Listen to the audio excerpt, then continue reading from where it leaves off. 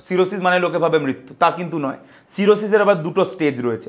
একটাকে আমরা বলি কম্পেনসেটেড, মানে সিরোসিস হয়েছে, লিভার তোমার পার্মানেন্ট ড্যামেজ হয়েছে, কিন্তু তোমার বডি কম্পেনসেট করছে, এখনো বডি এখনো তোমাকে একটা সাপোর্ট দিচ্ছে, তখন কিন্তু মৃত্যু নয়। কিন্তু সেই আমাদের তখন লক্ষ্য থাকে ওই স্টেজেই আটকে রাখা।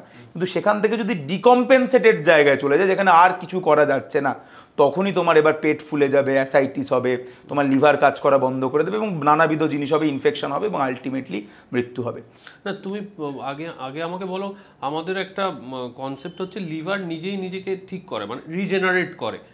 তাহলে মানে এই যে তুমি বলে সিরোসিস হয়ে গেলে পার্মানেন্ট ড্যামেজ হয়ে যাচ্ছে, মানে তখন কি আর রিজেনারেশন? অবভিয়াসলি যখন সিরোসিস হয়ে যাচ্ছে তখন আর কিছু কাজ করছে না ওর মধ্যে, মানে লিভারের তুমি যদি মানে আমরা যদি সিরোসিসের একটা লিভারটাকে কেটে যদি আমরা তখন দেখি, তখন দেখবো লিভারের মধ্যে নর্মাল আর কিছু টিস্যু সেল কিছু নেই, ওখানে সব নডিউল তৈরি হয়ে গেছে, ছোট ছোট ছোট ছোট নডিউল তৈরি হয়ে গেছে এবং লিভারটা পুরো ড্যামেজ হয়ে গেছে। তখন তুমি আর কিছু করতে পারবে না, কিন্তু ফ্যাটি লিভারকে তুমি রিভার্স করতে পারবে তোমার লাইফস্টাইল মডিফিকেশন করে। হেপাটাইটিস থেকেও তুমি ফিরে আসতে পারো।